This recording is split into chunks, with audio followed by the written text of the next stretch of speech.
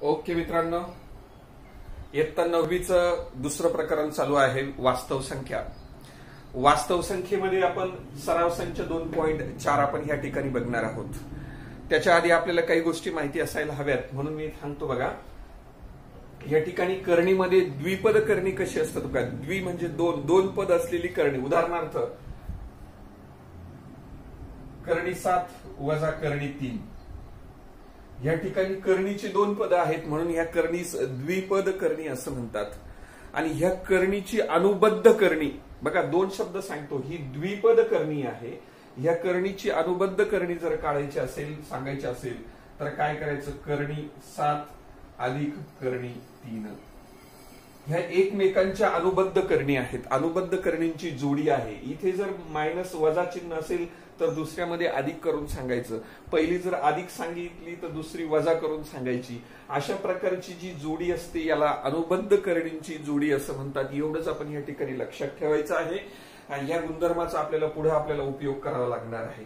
चला आपण या ठिकाणी प्रश्न पहिला बघतोय. सराव संच 2.4 मधला पहिला प्रश्न आहे. गुणाकार करा. या 2 करणींचा गुणाकार. ही अनुबद्ध जोडी नाही, ही द्विपद करणी. ह्या द्विपद करणीला ह्या एका करणीनं गुणायचं आपल्याला. तर साधा गुणाकार आहे बघा कशा पद्धतीने गुणाकार करतो. बरोबर हे बरोबर करणी 3 गुणिले करणी 7 यांनी याला गुणायचं. वजा पुन्हा करणी 3 गुणिले तुमची ही करणी 3. ह्या करणी 3 दोन्ही पदांना गुणला. इथे असा गुणाकार येणार. याचा आणि याचा गुणाकार ह्या ठिकाणी येणार. बरोबर एका करणीमध्ये 7 21 वजा एका करणीत 3 9 बरोबर 21 या संख्येचं वर्गमूळ निघत नाही म्हणून 21 या संख्येला वर्गमूळाच्या चिन्हात जसंच ठेवलं. वजा 9 या संख्येचं वर्गमूळ निघतं ते 3. पण यांची वजाबाकी आपल्याला ह्या ठिकाणी करता येत नाही. आपण फक्त एवढ्यावरच थांबणार आहेत. हेच त्याचं उत्तर आहे. व्यवस्थित लिहून घ्या.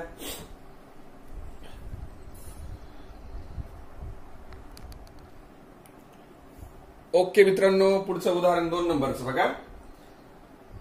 आता ही द्विपद करणी, 2 पद असलेली करणी म्हणजे द्विपद करणी. ह्या द्विपद करणीला ह्या करणी 2 न गुणायचं आहे. आपण ऍक्च्युअली मागच्या उदाहरणात हे पद ह्या ठिकाणी होतं. आता तिकडनं गुणतोय आपण. काहीच फरक पडत नाही. आणि म्हणून गुणाकार करत असताना बघा, पहिला करणी 5 त्याला गुणिले करणी 2.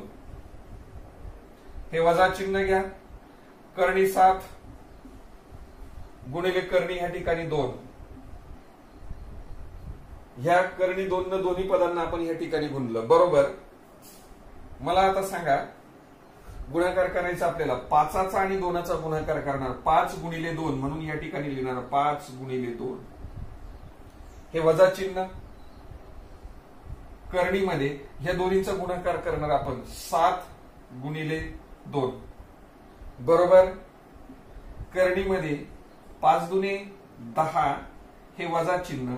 ह्या करणीत बघा आता 7 दुने 14 10 आणि 14 कुठल्याही संख्येचा वर्ग नाही म्हणून त्यांचं वर्गमूळ आपल्याला घेता येणार नाही. आपण फक्त एवढंच उत्तर त्या ठिकाणी ठेवू शकतो. व्यवस्थित लिहून घ्या.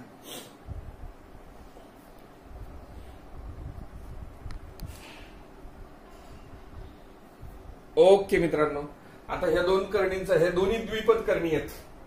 या दोन्ही द्विपद करणींचा गुणाकार आपण या ठिकाणी करणार. द्वि म्हणजे 2 पद असलेली करणी म्हणजे द्विपद करणी.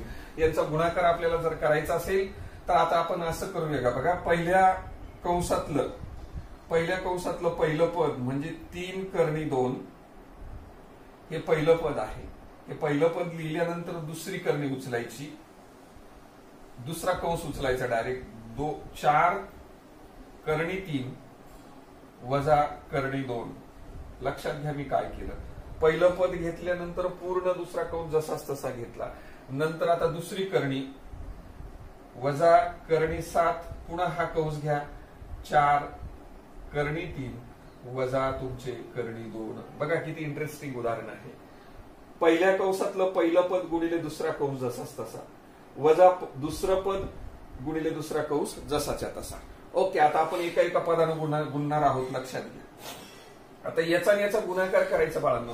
गुणाकार करत असताना मी काय करतो बघा, इथे 3 आहे आणि 4 आहे, म्हणून मी आधी 3 गुणिले 4 असं लिहूया. नंतर एकाच करणी चिन्हात हे 2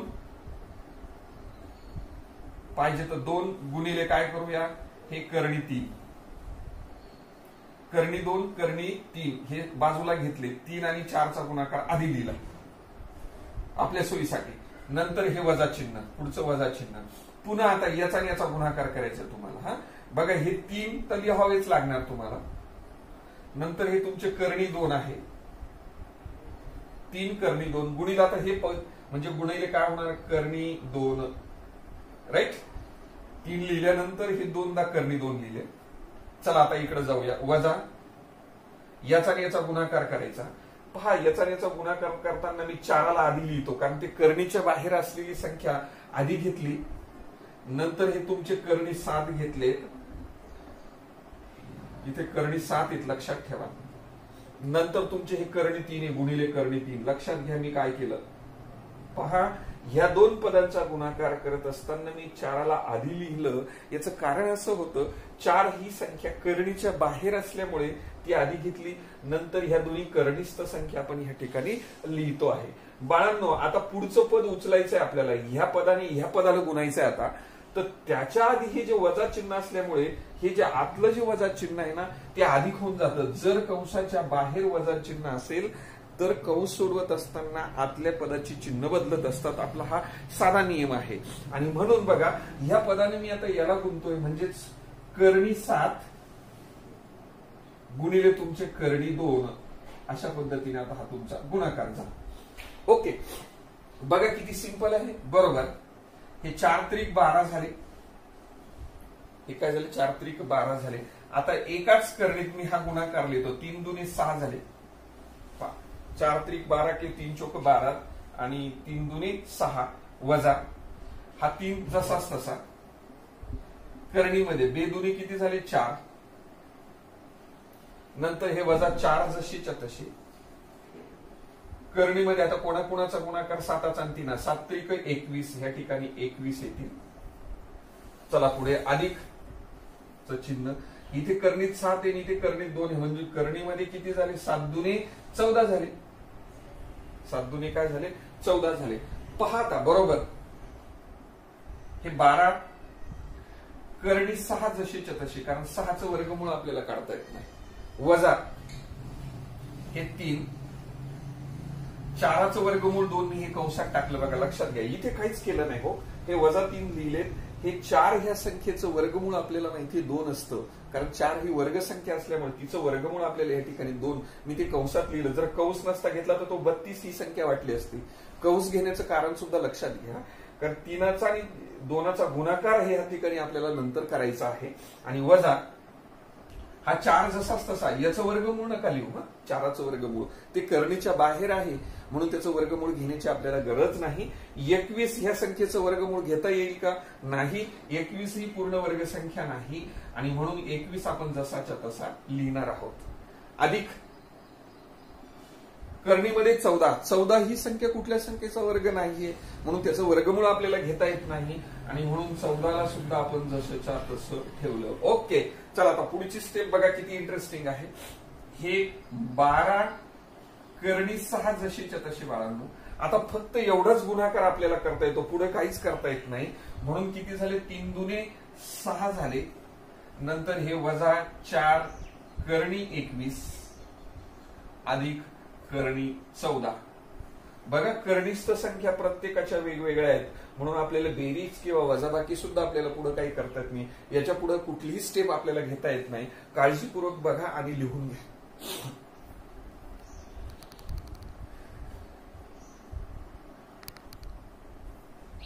ओके मित्रांनो, सराव संच 2.4 मधला तिसरा प्रश्न आहे. पुढील संख्यांच्या छेदाचे परिमेयीकरण करा. याचा अर्थ या ठिकाणी छेद आहे, हा छेद काढून टाकायचा. छेदामध्ये परिमेयीकरण करा म्हणजे या अपरिमेय संख्या आहेत, लक्षात ठेवा. म्हणजे उदाहरणार्थ करणीत 7 किंवा करणीत 2 यांचं वर्गमूळ आपल्याला करणीतून बाहेर लिहिता येत नाही, म्हणून ह्या अपरिमेय संख्या आहेत, त्यांना परिमेय करायचं छेदाचं. म्हणजे तिथलं करडी चिन्ह काढून टाकायचं असा थोडक्यात अर्थ आहे. मग याचं जर करणी जर काढायचं असेल ना, याची अनुबद्ध करणीची जी जोडी असते त्या जोडीने त्याला गुणायचं. बघा कसं आहे लक्षात घ्या. बरोबर 1 छेदस्थानी हे जसंच तसं करणी 7 अधिक करणी 2 या छेदाला काढायचं आपल्याला. म्हणून छेदाचे शब्द काय, छेदाचे परिमेयकरण करा. मग याची जी अनुबद्ध करणीची जोडी आहे त्याने अंशाला आणि छेदाला गुणायचं. आता अनुबद्ध करणीची जोडी म्हणजे बघा काय, फक्त चिन्ह बदलायचं. इथे जे अधिकचं चिन्ह आहे ना, वजा चिन्ह करायचं. म्हणजे करणी 7 वजा करणी 2 ज्याने वरती गुणलं त्यानेच खाली भागायचं सुद्धा. करणी 7 वजा करणी 2. किती इंटरेस्टिंग आहे. याची ही अनुबद्ध करणीची जोडी आहे. अधिक असेल तर वजा करा, आणि इथे वजा असतं तर आपण इथे अधिक केलं असतं. लक्षात घ्या, ज्याने वरती गुणलं त्यानंच खाली सुद्धा गुणायचं. ओके बरोबर. आता काय करूया, एकानं याला गुणल्यानंतर काहीच फरक पडत नाही. 1 गुणिले हे म्हणजे मी डायरेक्ट कंसात लिहू शकतो. करणी 7 वजा करणी 2 छेदस्थानी वाढवून. आता ह्या दोन्हीचा गुणाकार करणार, याला कंस करून घेतो. लक्षात घ्या, या दोन्हीचा गुणाकार करायचा. अतिशय सोपं सांगतो तुम्हाला. बघा करणीमध्ये 7 7 49 7 7 49 अधिक आहे वजा आहे म्हणून वजा. गुणाकार काय येणार, वजा येणार. पुन्हा करणीमध्ये 2 दुने 4. किती सिंपल आहे. बरोबर. हे इकडे लिहितो मी आता. करणी 7 वजा करणी 2 छेदस्थानी. आता 49 या संख्येचं वर्गमूळ माहिती आहे तुम्हाला 7 वजा 4चं वर्गमूळ माहिती आहे तुम्हाला किती आहे 2. आणि म्हणून काय उत्तर येणार तुमचे, करणी 7 वजा करणी 2 छेदस्थानी 7तनं 2 गेल्यानंतर किती होतात 5. हे त्याचं उत्तर आहे. बघा छेदस्थानी तुम्हाला करणी दिसते का, म्हणजे छेदाचे परिमेयकरण करा. म्हणजे 5 ही संख्या आली खाली छेदस्थानी, म्हणजे परिमेय संख्या आली. ओके, अशा पद्धतीने हे उत्तर व्यवस्थित लिहून घ्या.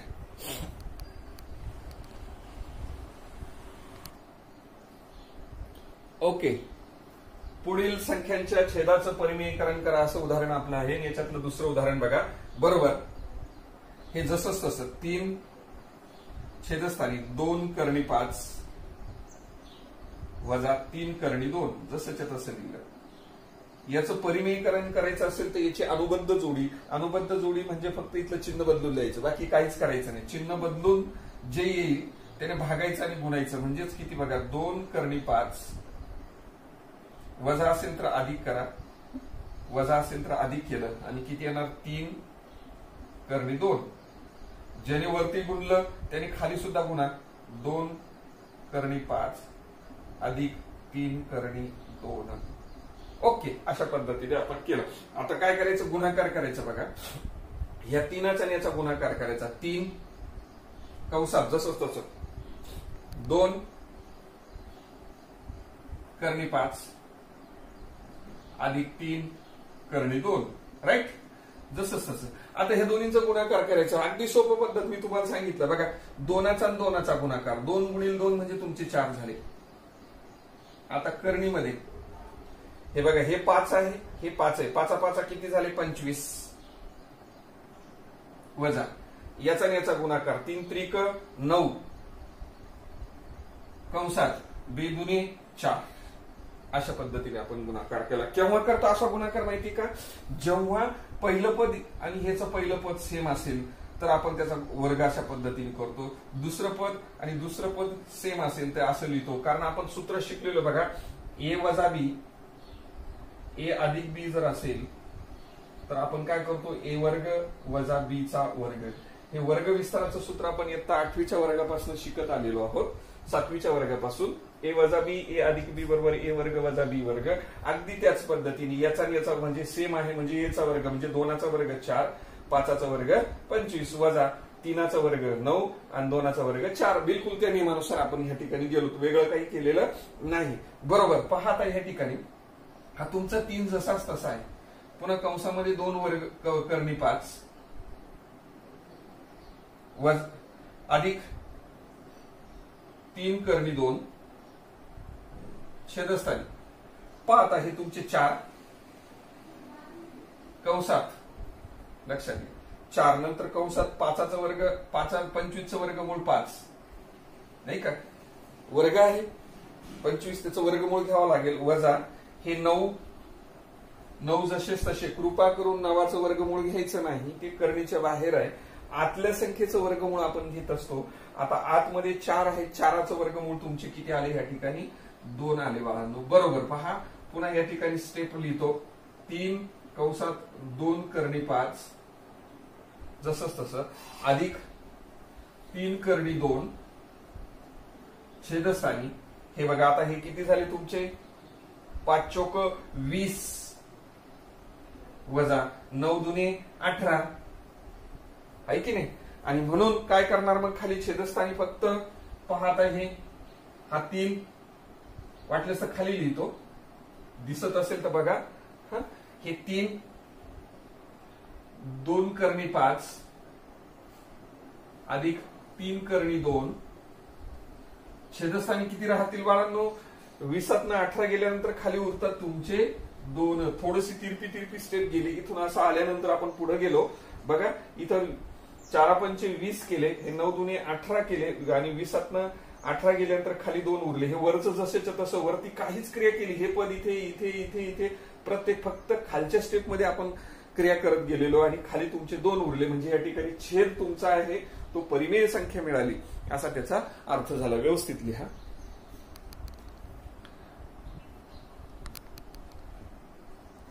चला पुढचं उदाहरण, छेदाचं परिमेयकरण करायचं. ओके, हे जसंच तसं लिहून घेणार. नंतर 7 अधिक 4 करणी 3 क्लोज करूया. ओके, मी तुम्हाला सांगितलं याची अनुबद्ध करण्याची जोडी घ्यायची. अनुबद्ध करण्याची जोडी घ्यायची म्हणजे अधिकचं चिन्ह असेल तर आपण काय करणार, वजा चिन्ह टाकून इथे गुणायचं. बघा मग 7 अधिक आहे तर वजा लिहिले, 4 करणी 3 छेदस्थानी. वरती ज्याने गुणलं तोच खाली घ्यायचा असतो. 7 वजा 4 करणी 3 राईट. ओके, आता वरच्याचा गुणाकार करायचा आणि खालच्याचा गुणाकार करायचा. आता वरच्यांचा गुणाकार करताना म्हणजे हा 4 जसाच तसा कंसात हे लिहून घेतो. 7 वजा 4 करणी 3.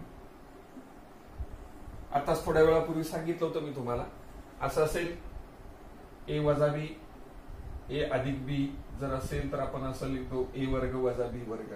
वर्ग विस्ताराचं सूत्र आहे, या सूत्राचा उपयोग करणार आहोत. हे बघा दोन्ही कंस सारखे, जिथे इथे ए होता ए वर्ग झाला, इथे 7 आहे 7 कोणाचा वर्ग करणार 7चा वर्ग, 7चा वर्ग होतो 49 वजा आहे की नाही बी बी बीचा वर्ग वजा बीचा वर्ग. ह्या ठिकाणी बी म्हटल्यावर तुमचे किती आहे बघा, इथे याला आणि याला बी म्हणणार म्हणजे हे किती 4 आणि 4, 4चा वर्ग होतो 16 आणि करणीमध्ये 3 गुणिले 3, 3चा वर्ग होतो 9. असा आपण स्टेप घेणार.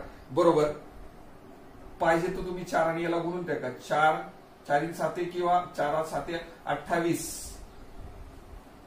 वजा हे 4 चोक 16 आणि करणी तुमची 3 जशीच तशी. काहीच केलं नाही, 4नं याला गुणलं, 4नं पुन्हा याला गुणलं, ह्या 4नं आत नाही गुणलं, बाहेरच्या संख्येला गुणलं. कारण ती करणीस्थ संख्या आहे, 4 ही बाहेरची संख्या आहे म्हणून 4नं 4ला गुणलं 16 झाले, 4नं 7ला गुणलं 28 झाले आणि हे तुमचे 3 जशीच तसे. आता खाली या पहा, बरोबर हे 49 जशीच तसे वजा तुमचे हे 16 आणि 9चं वर्गमूळ 3 असतं ते इथं लिहिलं आणि म्हणून बरोबर. आता पुढची स्टेप इकडे घेतो बघा. हे 28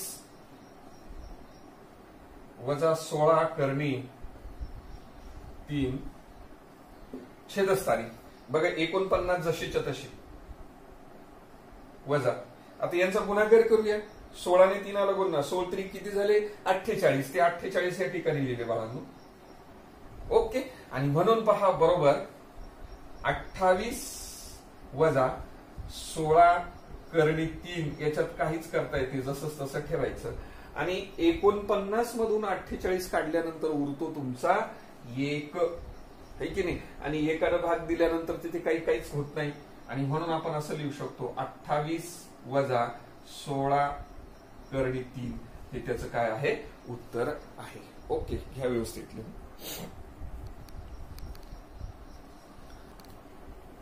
चला मित्रांनो, शेवटचं उदाहरण आहे बघा. या ठिकाणी छेदाचं परिमेयकरण करा म्हणून आपण फक्त छेदाचा विचार करणार आहोत.